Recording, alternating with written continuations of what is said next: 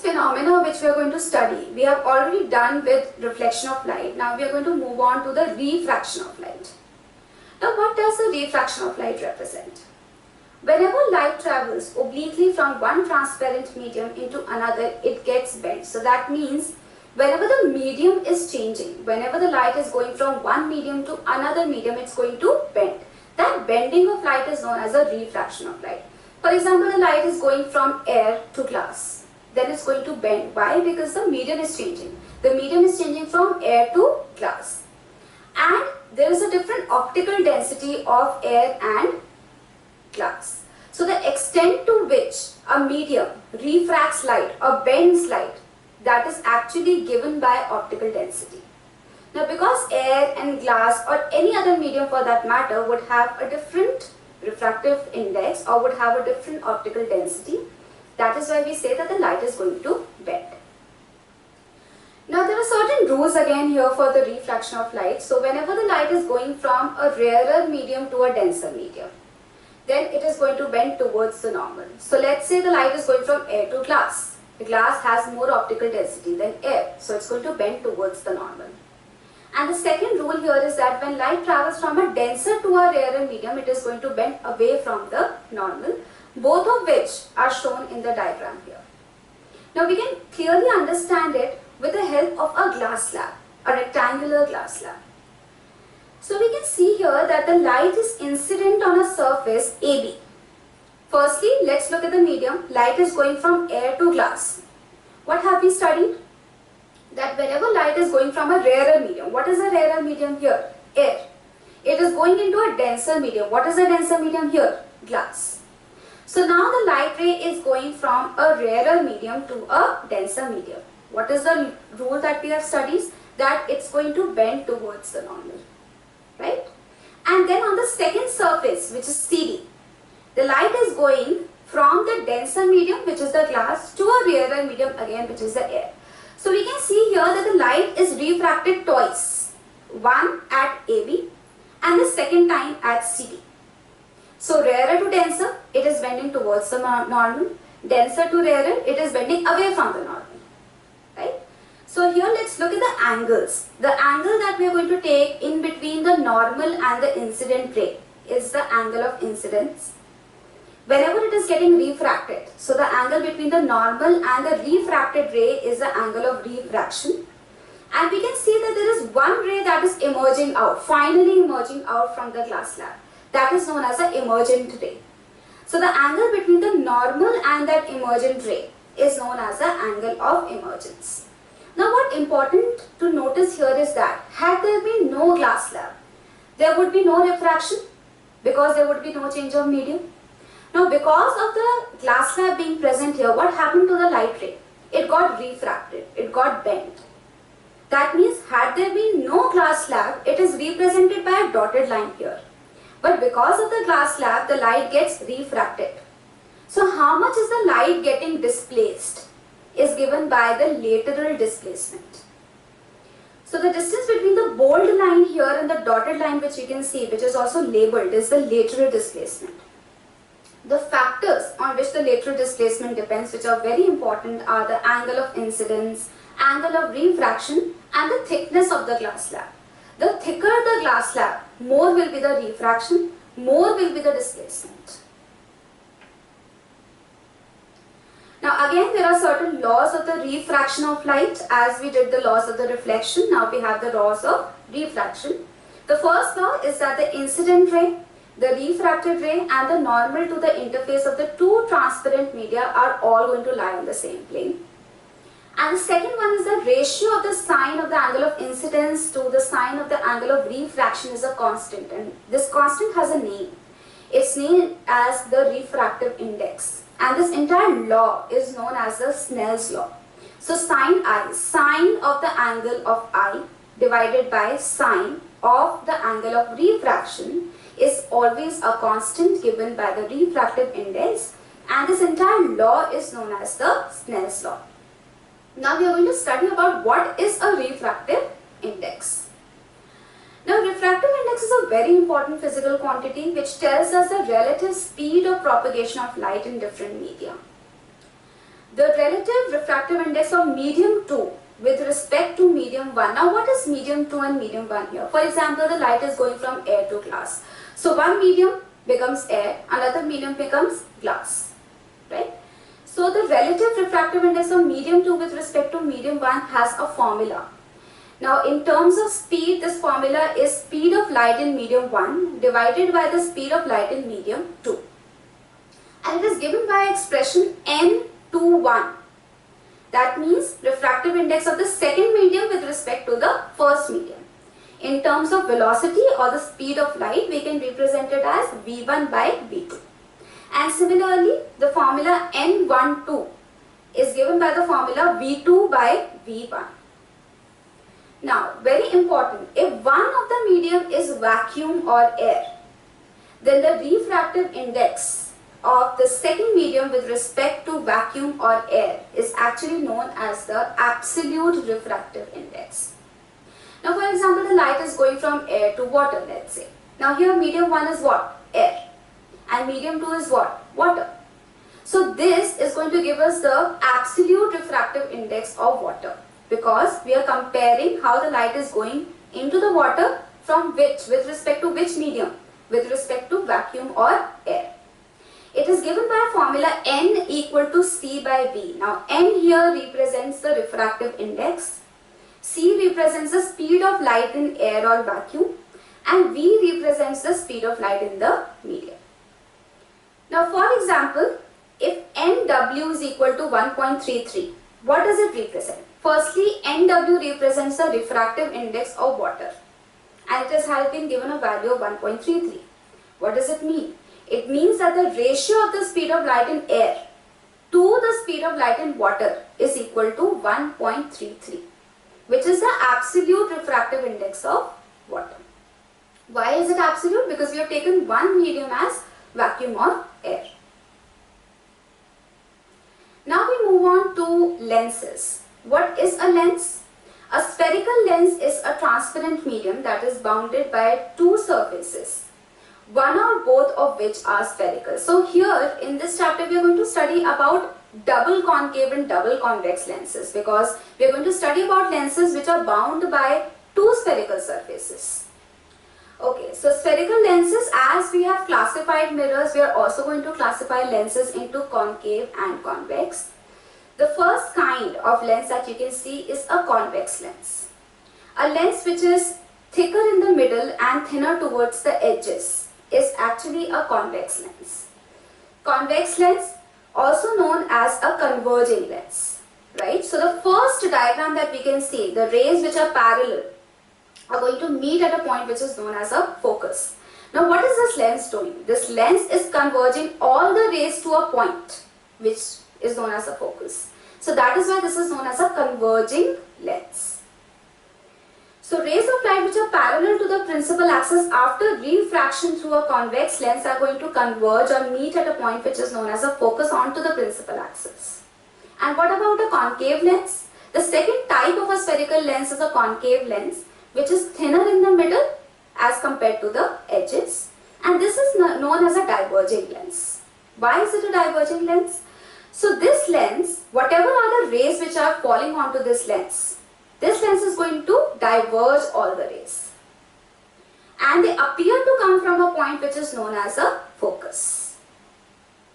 So convex lens is a converging lens, concave lens is a diverging lens. Now as we did the terms related to the mirrors, we have terms related to spherical lens. The central point of a lens is known as optical center. So if there is any ray that is passing through optical center, it will go undeviated. It is usually represented by a capital letter O. Second point, lens, either it's a convex lens or a concave lens, it has two spherical surfaces, and each of these surfaces forms a part of a sphere. And there are centers of these sphere which are known as the center of curvature, which are represented by C1 and C2. Now, as I said before, that here we are studying about double concave and double convex lens. So we have two spherical surfaces, right? So that is why we have two centers of curvatures. An imaginary straight line that is passing through the two centers of curvature is called the principal axis, and the effective diameter of the circular outline of a spherical lens is called its aperture. Now these are the lenses which are labeled, so you can see the optical center. We can also see C, which is C1 and C2, which is the center of curvature, which is also can be written as 2F1 and 2F2. And the second one, in the concave lens also we can see optical center, focus F and 2F, which is actually the center of curvature. Now let's look at what is the principal focus of a concave and a convex lens. Again, in the first diagram you can see all the rays converging to a point. So the rays of light which are parallel to the principal axis are falling on a convex lens, and these rays after refraction from the lens are converging to a point, and this point is known as the principal focus of a convex lens. For a concave lens, the rays which are parallel to the principal axis are falling on a concave lens, and these rays after refraction they appear to diverge from a point on a principal axis. And what is this point known as? This point is known as the principal focus of a concave lens. Again, to draw the ray diagrams of a spherical lens, we need to follow certain rules. So these are certain rules which are listed here. What is the first rule? The first rule says that in a convex lens, a ray that is parallel to the principal axis, after refraction is going to pass through the focus. What happens to a concave lens? In case of a concave lens, it appears to diverge from the focus on the same side of the lens. Second rule says that in a convex lens, a ray of light that is passing through the focus after refraction goes parallel to the principal axis. Now again, the second rule is the reverse of the first rule. So here the ray that is passing through the focus is going parallel to the principal axis. And for a concave lens, a ray of light that is directed towards the focus after refraction goes parallel to the principal axis.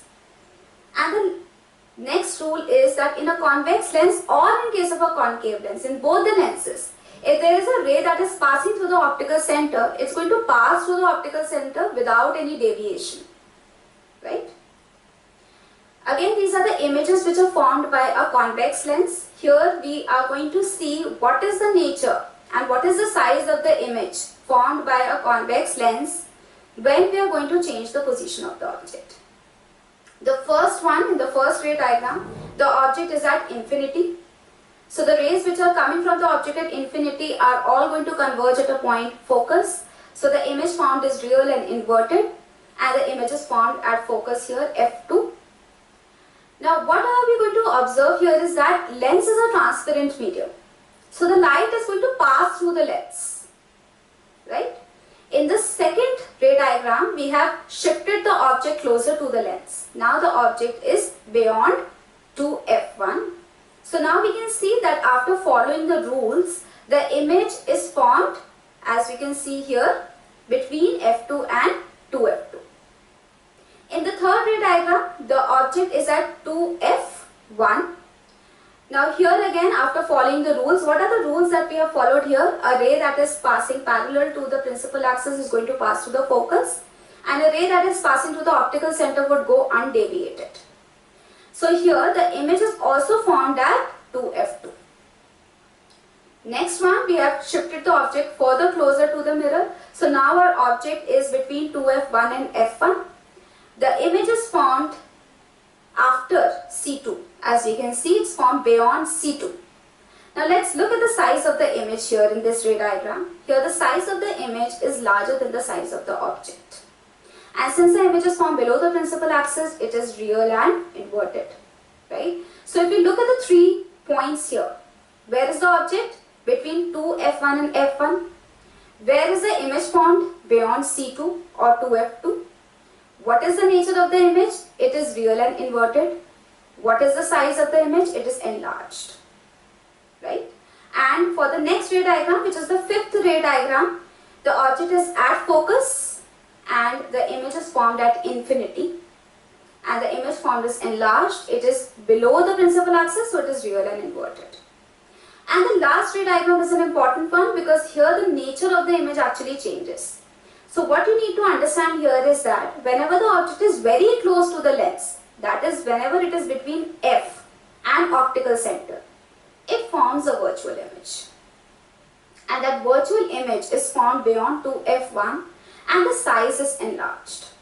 So this is the only case in case of a convex lens where the image formed is virtual and it is magnified. It is bigger than the size of the object.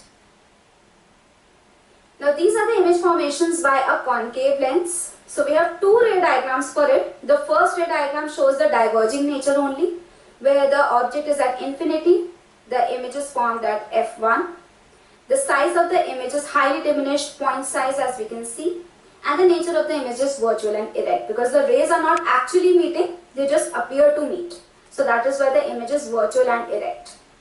And the second one, the object is between infinity and optical center.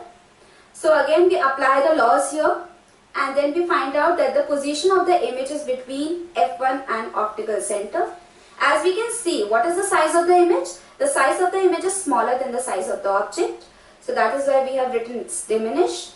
And the nature of the image, because the image is formed above the principal axis, it is virtual and erect.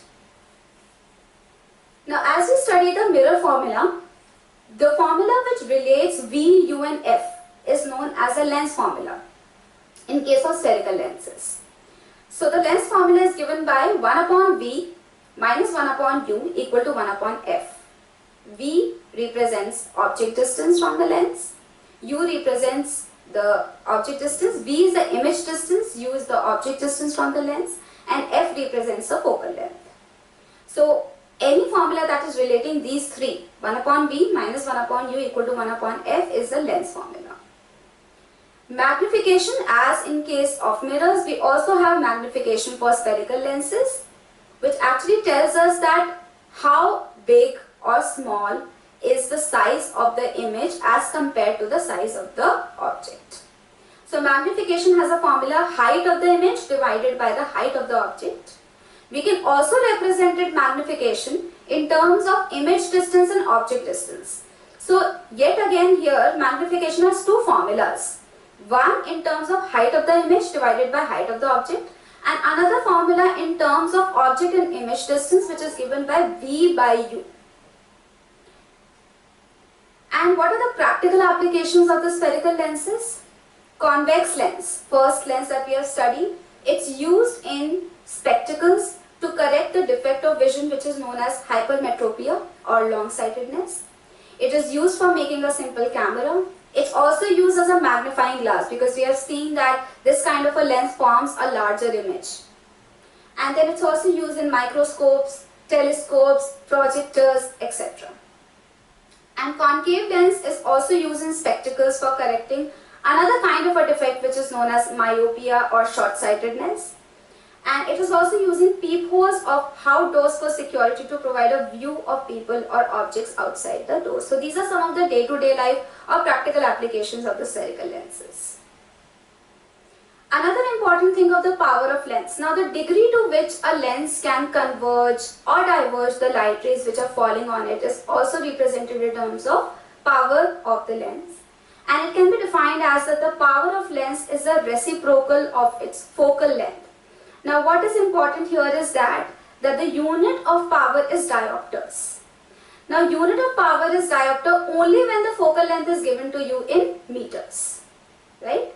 So power has a formula reciprocal of the focal length and the focal length in meters. Then only you have power in diopter, right? So if somebody asks you to define what is one diopter, so the definition of one diopter is the power of a lens whose focal length is how much? 1 meter.